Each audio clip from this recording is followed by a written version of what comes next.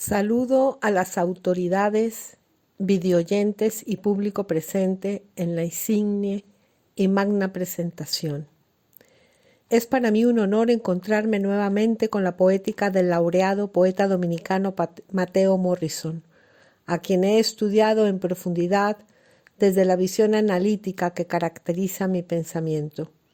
Para comenzar, regreso a 2015 y como continuidad de la obra del poeta, hago hincapié en una frase que entonces pronuncié sobre la plasticidad lírica y los cosmos de los pensamientos del autor. Este libro de poemas inéditos, Híbridas Máscaras, publicado por la editorial española Amargós, libro de este gran poeta, Mateo Morrison, en el que imbrica la vida y la muerte, el amor y la muerte, Eros y Tánatos, la experiencia, el devenir de su transcurrir como pretil certero, en la que sus meandros, en el caso de este singular maestro, tejedor de urdimbres con palabras, dándonos una poesía limpia, lumínica, en la que nos hace navegar en silencio interno por sus versos, cuan yolas, creando un ritmo ceremonial desde el instrumento verbal, músico poético, como címbalos, para un amanecer quizás desde la ubicuidad. Ahí, en ese lugar común, quizás nos encontremos desde la conciencia colectiva o desde el espíritu poético individual. Estas huellas del poeta, quizás epígonos, en ese lugar que ocupamos desde nuestra naturaleza primigenia, única, que portamos en nuestro ADN. El poeta nos regresa al origen de los elementos, a lo más auténtico de su propio yo y de nuestros propios yoes, e inmersos desde la lectura, envueltos en la vorágine de la que procedemos, hallemos eso que nos identifica y nos retrotrae a la verdadera esencia de lo que somos. Y en común denominador construimos desde el inconsciente esos territorios irredentos que nos hermanan.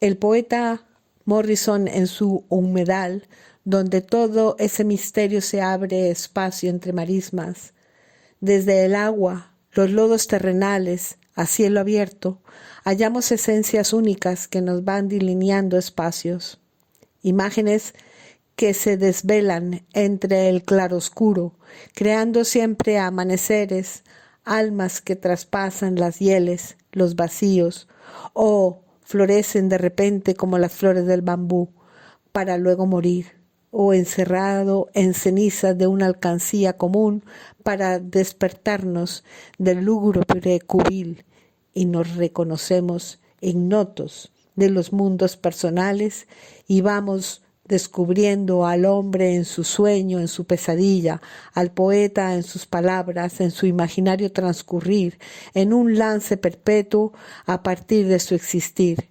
Encuentro aquí al poeta, lo identifico desde su léxico, desde esas metáforas que nos transforman a los lectores en actores, y las máscaras, esas que da título a este libro y al poema, no nos esconde, nos encuentra y a la vez nos libera de nuestras propias escenas teatrales. Poemas que desde la observación de la mirada, en el fuste como conjunto y en paralelismo como helios, que dispara al sol, al cielo. En el mágico instante el madero toma vida y se asombra en ceremonia de la paz demandada.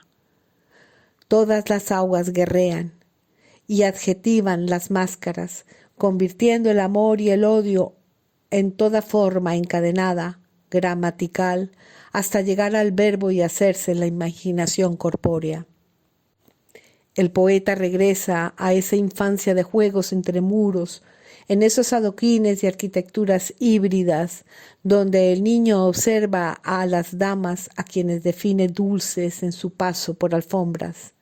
El poeta recorre su memoria, donde a dentelladas redescubre esos instantes de intramuros, donde las caretas desvelan la metrópoli despierta, entre un carnaval de olas que la acompañan, ritmos de amor y de violencia, de armas silenciosas y volcánicas balas, todo un cóctel que nos hace aprendices de un saber estar en el mundo.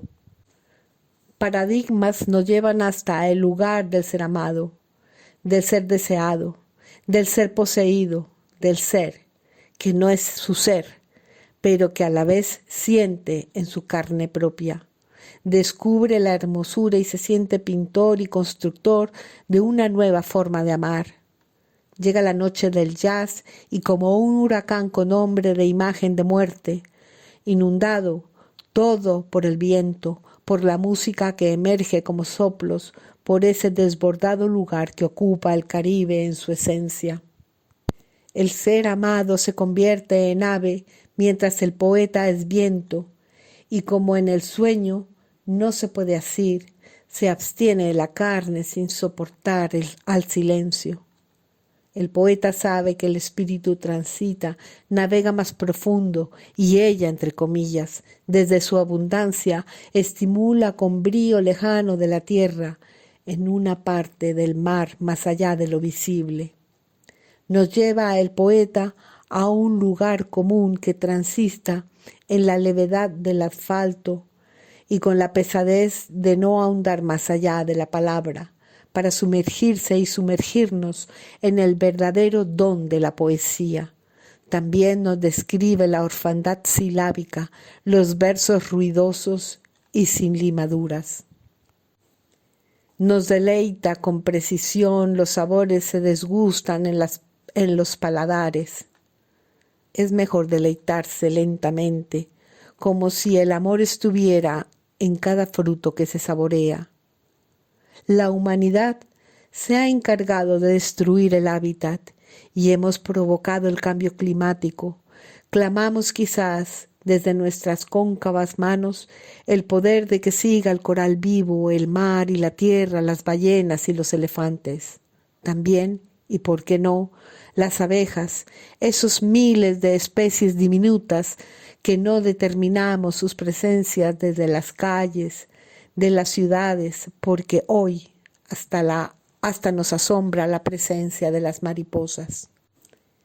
El canto a las anatomías desnudas, despojadas y deshechas, en la cuenta, en la cuneta de una calle fría, de una ciudad fría, de un frío desequilibrio después del acto, del destino que nos lleva y nos trae a ese lugar que no es planificado, sino soberbiamente azaroso, en penumbra y sin refugio.